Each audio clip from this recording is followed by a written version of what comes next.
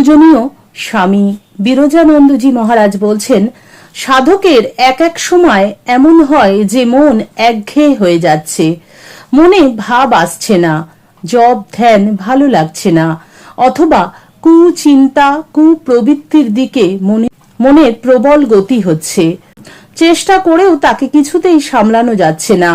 এরকম যদি চলতে থাকে তাহলে সাধু সঙ্গই একমাত্র উপায়।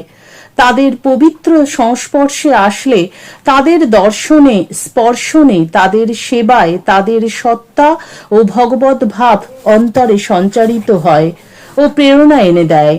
মনের ময়লা কেটে যায়, আবার নতুন উৎসাহে এগিয়ে যাওয়া যায়।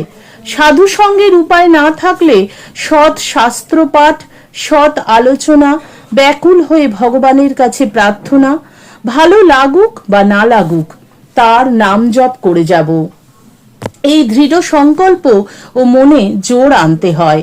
তাহলে দেখবে ভূত ভেগে যাবে,